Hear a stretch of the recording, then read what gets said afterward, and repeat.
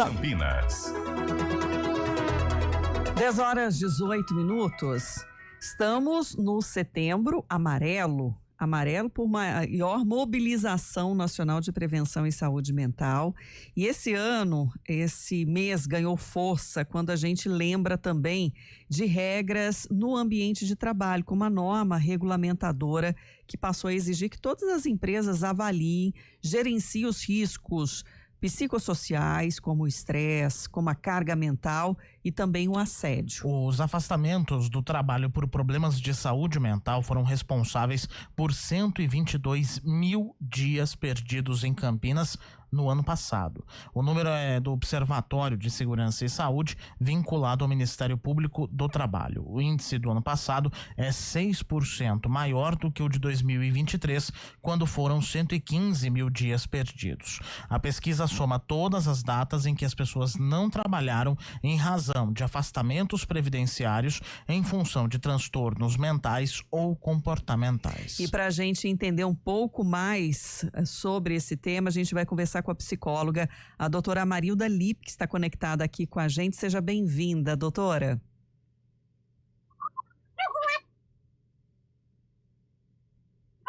Não estamos recebendo o áudio da doutora Marilda, ela que acompanha esse trabalho, né, em relação a nosso comportamento no dia a dia, o quanto temos o estresse natural da vida, mas quando há também fatores que podem colaborar para que a gente se sinta ainda pior, digamos assim, e quando isso está relacionado ao ambiente de trabalho. Vamos tentar restabelecer essa conexão. Doutora Marilda, consegue nos ouvir? Ela nos ouve, mas nós não a ouvimos. Vamos tentar fazer a ligação por telefone para poder ficar um pouquinho mais fácil a comunicação com a psicóloga. Enquanto isso, eu vou lendo aqui as suas participações no 991869070. O Emerson, a gente estava falando logo na abertura aqui do CBN Campinas, ali às 9 horas da manhã, sobre a sensação de que nós temos de que a semana mal começou e já parece que ela já passou 20 anos, né? Exato. Parece que a gente nem veio de um final de semana, né? E o Emerson falando aqui: Felipe e Sandra, tenho insônia e durmo em média 4 horas por noite. Isso resulta em sono e falta de uma melhor produtividade diária. Inclusive, o Emerson, tentar procurar algum especialista aí para entender o que acontece com o seu sono. Talvez fazer aquele exame de polissonografia, por exemplo, que é aquele que a gente dorme na clínica, né? Para poder verificar se não é alguma coisa nesse sentido. E por que eu digo isso? Eu digo porque eu descobri que tenho apneia do sono. A apneia é a não respiração, né? O corpo simplesmente não respira. E eu tive episódios que foram até um pouco preocupantes nesse sentido. E a minha qualidade de sono era prejudicada também por isso, né? Eu não conseguia dormir direito por conta dessa apneia. Fiz a polissonografia e aí eu consegui ter esse diagnóstico. Uso aquele aparelho, né, que é o chamado CPAP, e aí isso melhorou a minha qualidade de sono de uma forma abissal, assim. A diferença é muito grande. Fora a questão do estresse, né? Tem a questão do estresse também, que aí a gente não pode simplesmente ignorar. Você continua participando aqui com a gente no 991869070, falando aí sobre as questões da saúde mental. Nós estamos vivendo um problema muito grande de saúde mental. É quase uma epidemia de problemas envolvendo a saúde mental. Por quê? A gente é bombardeado de informação todo dia, toda hora, né? E todos vocês sabem disso, todos nós sabemos disso, o quanto que a gente recebe de informações. Vamos tentar ver se a gente consegue mais uma vez falar com a doutora Marilda Lipp. Vamos ver se agora a gente consegue escutar ela. Bom dia, doutora. Bom dia. Aí, agora sim. Coisa boa. Realmente estresse tecnológico. Acontece mesmo, viu? E doutora? É extremamente interessante, né? E não pode ser esquecido, porque nós estamos hoje no mês do Setembro Amarelo, que ressalta a preocupação que a gente tem com o suicídio. Sim. Agora, quando a gente fala de saúde mental, né, do sofrimento emocional, ele acaba entendido pela subjetividade, né, porque não é nem sempre algo visto, né? Que manifestações devem ser consideradas, né? E a partir de que momento também de entender que algo não está certo, não está bem? Olha, quando nós consideramos que 38 brasileiros por dia tiram a sua vida, é uma coisa realmente muito importante se estar atunado para os sinais de que alguma coisa está ali acontecendo. Alguns dos sinais que a família pode observar, os amigos devem estar atentos, é quando a pessoa de repente se isola, a pessoa tem aquela aparência de desânimo, a pessoa não quer conversar sobre nada. É uma situação em que o apetite é afetado, a disposição para ir à festa, para participar de atividades sociais, parece que desaparece completamente, e a pessoa começa a falar que a vida não faz sentido, que as coisas estão muito ruins, que não vale a pena viver. Esses sinais são muito importantes. E dentro da empresa, o outro sinal fundamental de se observar é queda de produtividade. Quando as ideias ficam confusas e a pessoa não consegue, então, dar prosseguimento àquelas tarefas que antigamente realizavam com maior facilidade. Então, é muito importante estar atento a esses sinais.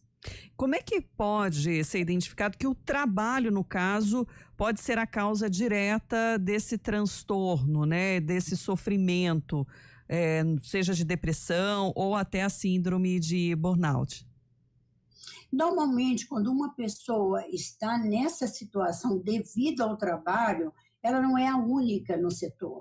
Em geral, você tem várias pessoas também sofrendo do mesmo desânimo, da mesma apatia, do mesmo desalento. Então, uma das características que a gente consegue detectar, se é da empresa, é quando várias pessoas estão tendo o mesmo tipo de problema. E é aí que a NR1 vem para ajudar ao trabalhador, vem ajudar para que a empresa se responsabilize pela averiguação, pela análise do que poderia estar acontecendo dentro da sua esfera. Às vezes é coisa muito simples, às vezes é um detalhe que pode ser tratado com facilidade, outras vezes é algo mais profundo, que necessita de um treinamento. Por isso que é muito importante que as empresas se atentem à NR1 e façam essa avaliação do que está acontecendo dentro do seu âmbito do trabalho. Existe o conflito, às vezes, no entendimento de que aquele colaborador ele não suporta uma cobrança, né, que ele não gosta de ser desafiado. Como não manter essa relação conflituosa, né? E qual é essa visão mesmo que a empresa tem que ter sobre os seus colaboradores?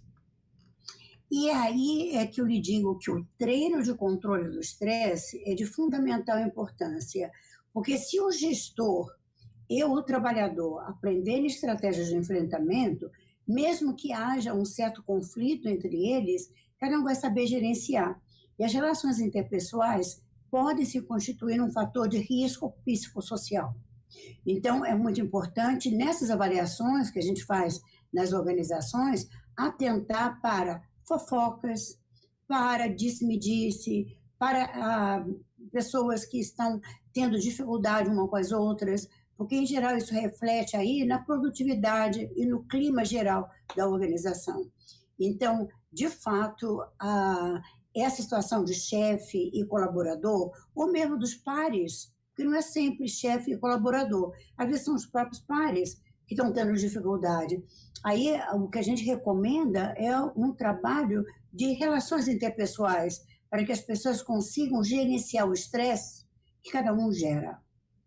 Agora, apesar de fazer parte da lista de doenças de notificação compulsória, esses transtornos mentais, digamos, relacionados ao trabalho, eles nem sempre são notificados, né? A senhora consegue entender o porquê disso?